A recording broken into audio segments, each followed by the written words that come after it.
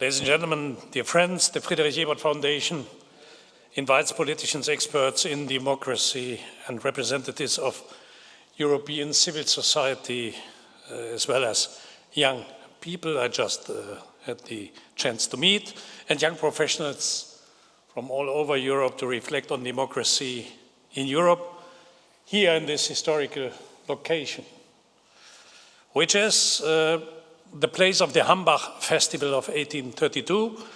And this festival in 1832, whatever I read about the festival, is inspiring.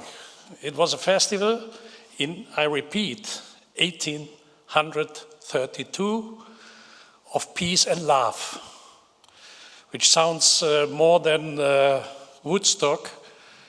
And if you read about the festival, it reminds that a complete young generation of Europe met here and perhaps also the room we are just sitting together.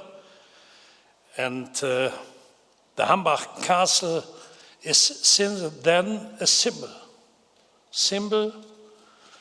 for democracy, for freedom, for mutual respect of countries and nations across borders. And it is a symbol for my country, for Germany, for our country, a country in which 1832 people from all over Europe came together to discuss about a constitution based on the rule of law, based on democratic values, on individual freedom and responsibility for the republic in times of a kingdom, in times of Bismarck, in times of the Prussian kings and later emperors. These people came together here to fight for the republic. I found it always very symbolic that they met in a castle, which is normally a symbol for feudalism. And these people gave hope to a lot of citizens, and it ended 16 years later, 1848, in the first free parliamentarian assembly in Frankfurt, with the adopting of the first constitution of our country. But it remains to be a symbol in a country in which, in an unprecedented way and in a singular way, until today, all these dreams of freedom, respect, tolerance were destroyed and denied, also in an unprecedented, and as I said, never in another place on the world matter to compare with what happened as destruction, extermination, hate on the basis of hate, racism, and terror, like in Germany. And during the last month, people gathered here, also in the room, we are sitting here together, to discuss about what we are discussing here. And in front of the castle, there was a rally of people represented by a party, right-wing extremist party in Germany, claiming that they, the right-wing extremists, represent freedom and that the democratic system of our country is oppressing them and limiting their freedom of speech. They try to inverse history in another direction, in their the direction of their authoritarian thinking. And this is a party, the so-called Alternative für Deutschland, not only existing in our country. This is existing in Europe as a whole and even ruling countries in Europe.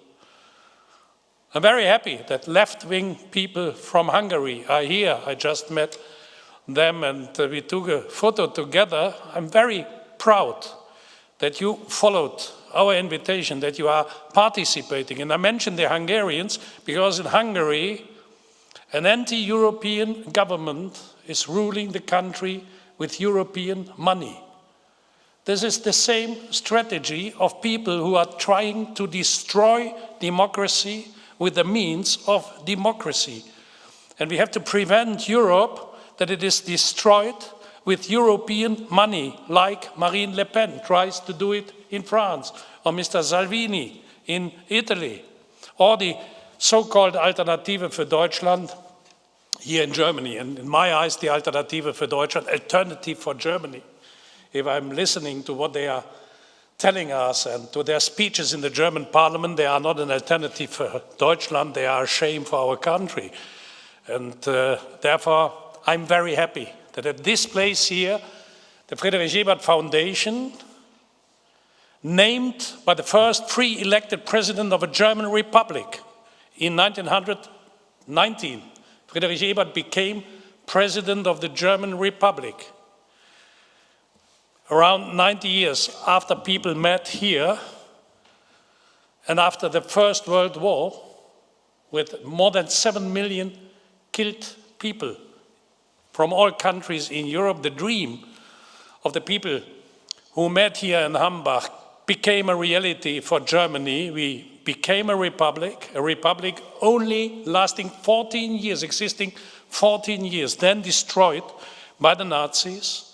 Friedrich Ebert, a fighter for freedom and democracy, and it is our main task as Friedrich Ebert Foundation, near to the Social Democratic Party of Germany and named by the first Social Democratic freely elected president of Germany, to defend democracy. But to defend democracy, we need three things. People who are prepared to defend democracy, like you. Secondly, places where they meet across borders, because democracy to defend is today not a national task, it is a transnational duty. And third, to learn from each other and to get back to what I said about Woodstock in Hambach at the beginning, also to learn to love each other. The times in which we are living are dramatic. We are gathering here, we are meeting in Hambach in a situation, I must admit, as somebody who belongs to a generation born in Western Germany 10 years after the Second World War. I belong to a generation, and I'm quite sure that this is not only my personal feeling and my individual opinion,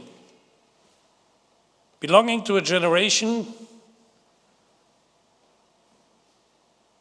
to people who could not imagine that in Europe a war could become a reality like it is the case now. That one country invades a neighbor country with all the repetition of these atrocities of war, with war crimes against civilians, against children and elder people, a repetition of all what we thought is definitively banned in Europe. Yes, I know there was the war in former Yugoslavia, there was civil war in the Western Balkans. Yes, I know NATO bombed also Belgrade. And Russia is not the first country breaking international rules by starting military action against other countries. Yes, all this is true.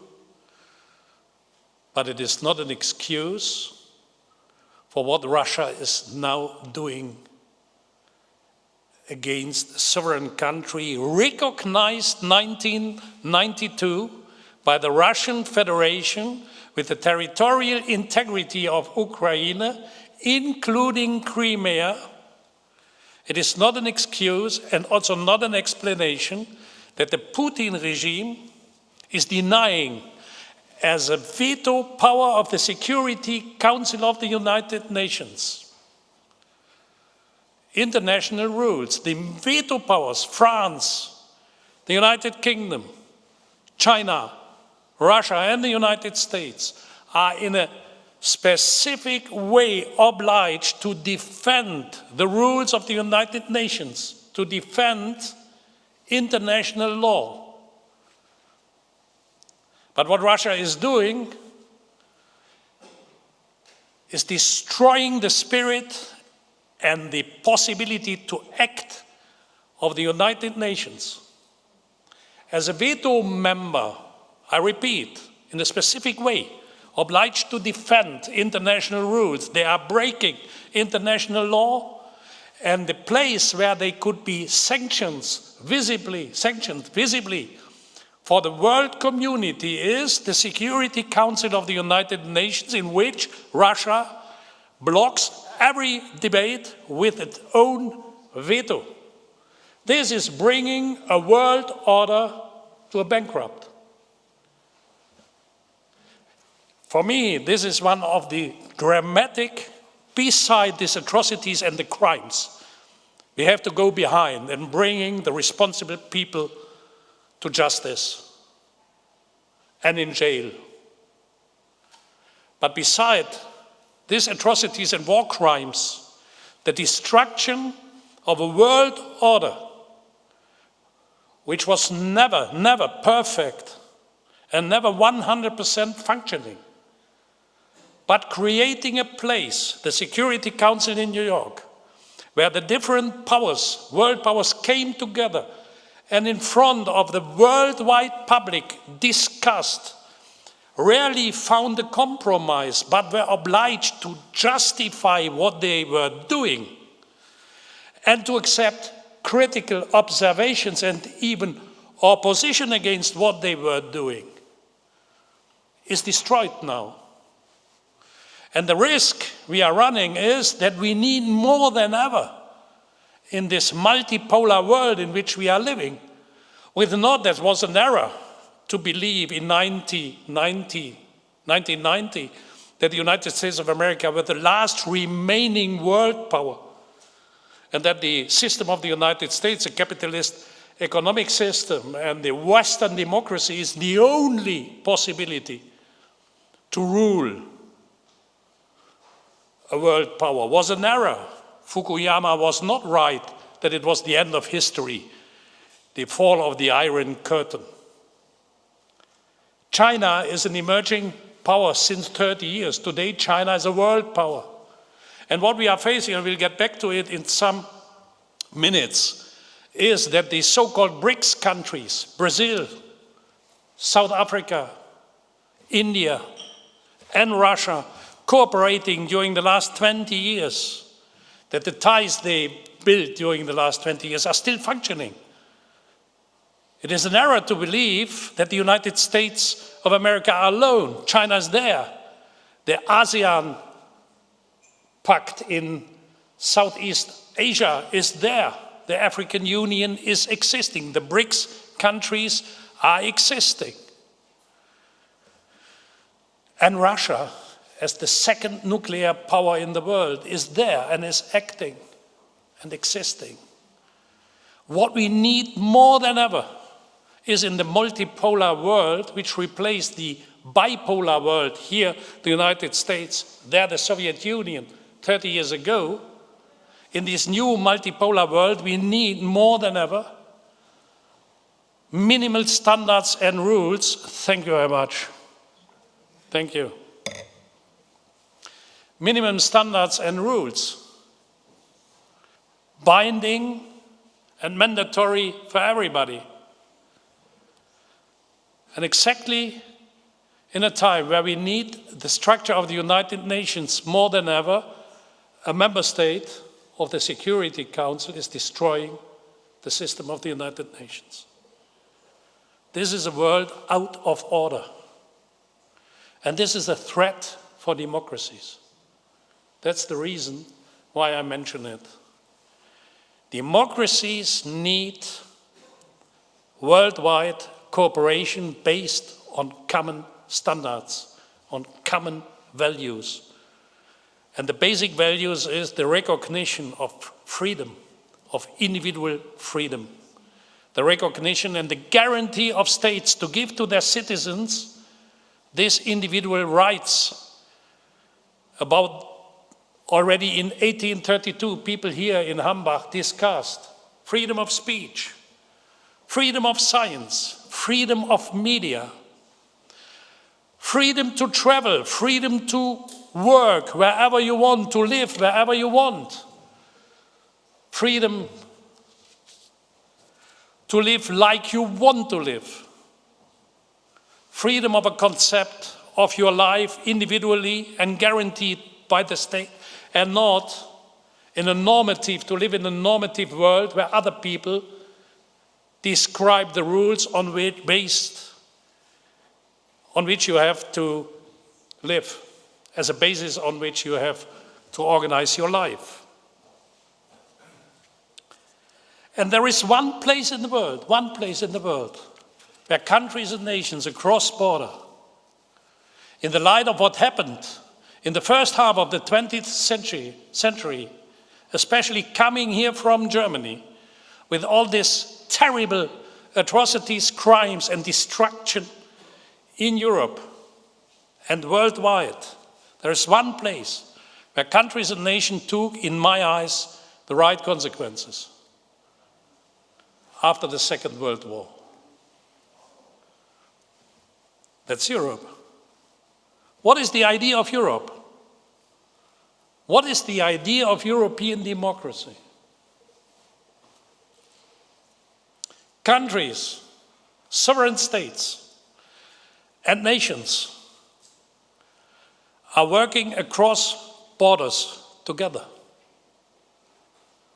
They are working across cultural borders, linguistic borders, economic borders. Countries and nations across what separated them in the past, and they abolished the separation, created a basis called European treaties as common binding rules to work across borders together in common institutions. And the institutions are a frame in which these different sovereign countries, they are not federal states of a supra-European state, they are sovereign countries building on the basis of common treaties, of a common treaty, a frame in which they balance their still existing very heterogeneous interests in a peaceful way.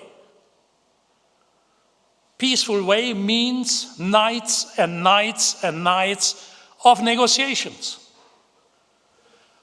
without a result. And the duty to explain to the public, yes, we didn't found a compromise, and we will gather next week once more with nights and nights and nights, and I can tell you this is terrible. But at the end there is a compromise and not a war.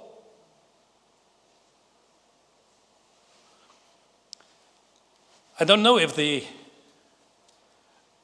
German word Papierkrieg exists in English. I don't know.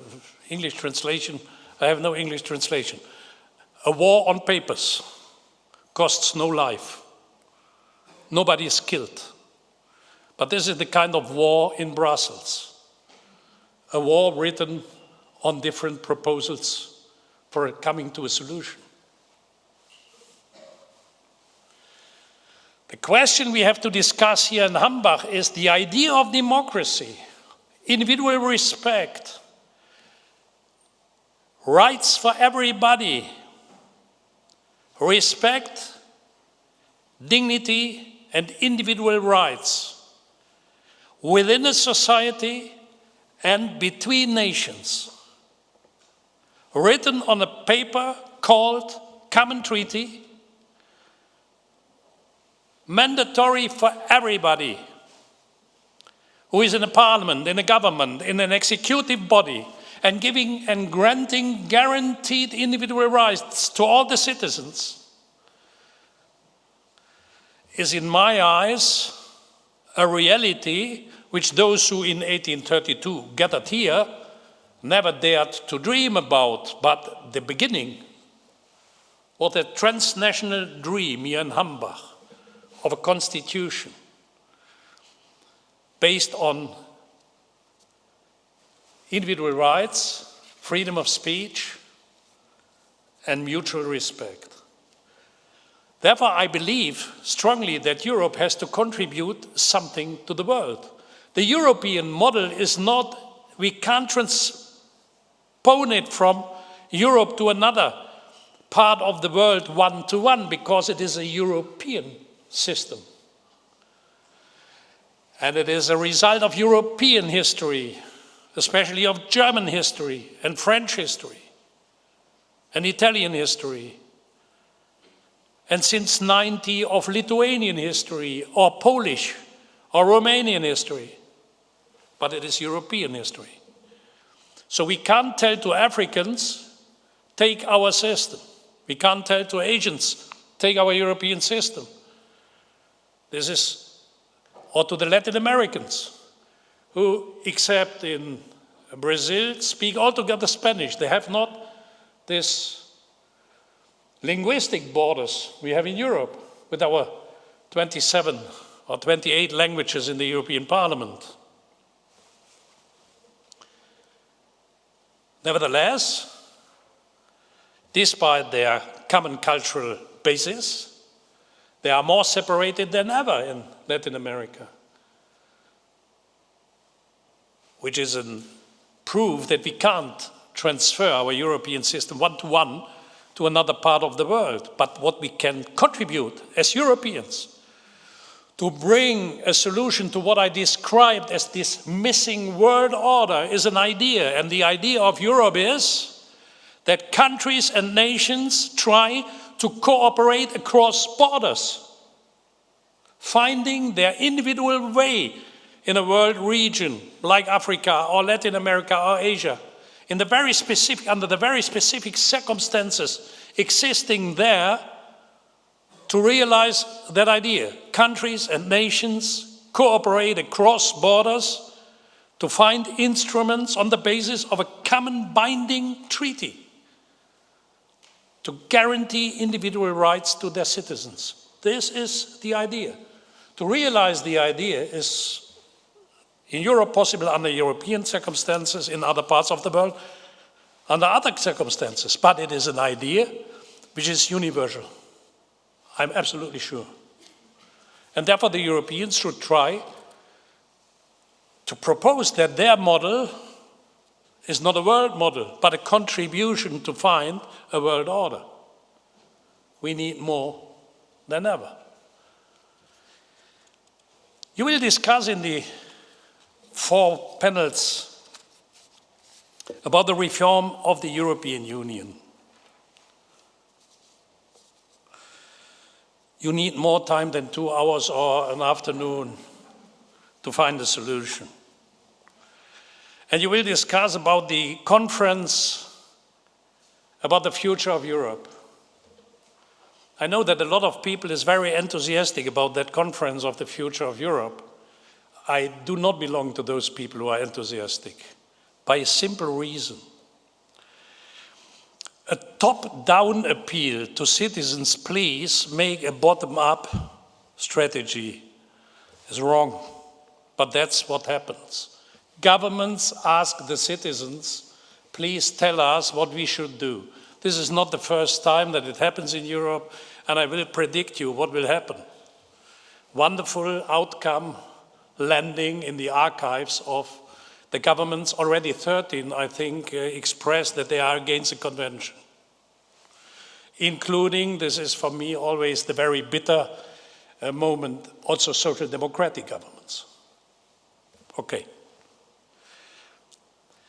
We need a bottom-up movement. I'm fascinating, I know my colleagues in the Ebert Foundation, they can't hear about it, because I'm telling that every day. I'm fascinated from the Chilean example. In Chile, government and parliament asked the civil society to elect an assembly, not the parliament, not the government.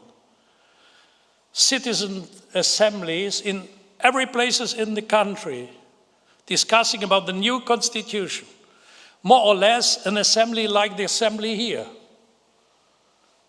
Not elected parliamentarians, not the mayor, not the governor of the region, citizens, scientists, doctors, street workers, construction building workers, like nurses or pensioners, school people, students, people from sport clubs, whatever, coming together and discussing what is needed for a new constitution of our country. Imagine that in Europe, you have the same approach. All over in Europe, they have such assemblies discussing and making proposals, not for the European Parliament, not for the European Council, for an own assembly of citizens. Proposing at the end a project. I would see the government and the parliament, the national parliament, refusing such a proposal. That would be a courageous step to say to citizens, write what you wish, and then to tell to the same people, no, we are not interested. I tell you a secret, especially because members of the European Parliament are here. I had not the privilege to serve together with. My colleagues Bischoff and Lucke, they came to the European Parliament after my term. But my dream for, if I would have another term as President of the European Parliament, was to constitute the European Parliament as constitutive assembly. To call to the parliamentarians of the European Parliament, let's write a European constitution. And then we send that constitution to the governments. I want to see the government telling to the European Parliament, you are not obliged, you have not the right to write a constitution. You, the freely elected representatives of the European nations, you are overstretching your rights by writing a constitution. I was not re-elected for a third term and I left the European Parliament, but I continue to think about these things. If we want to reform the European Union, people need a voice, but not as an act of grace from the governments. The other way around, the governments have to follow what citizens tell them. Your second is young people in Europe. What should I, old man, tell you about young people in Europe? You, young people in Europe, should tell me, an old man, what is your feeling? What are your worries? What are your preoccupations? One thing for me is clear. Nobody paid a higher price during the pandemic than young people. 2 years lost. This is the feeling of a lot of people. I don't know if this is the feeling here in that room, but a lot of young people I'm meeting tell me this is a terrible period, and I understand it. All these freedoms, all this joy and chances to move, to meet, to learn.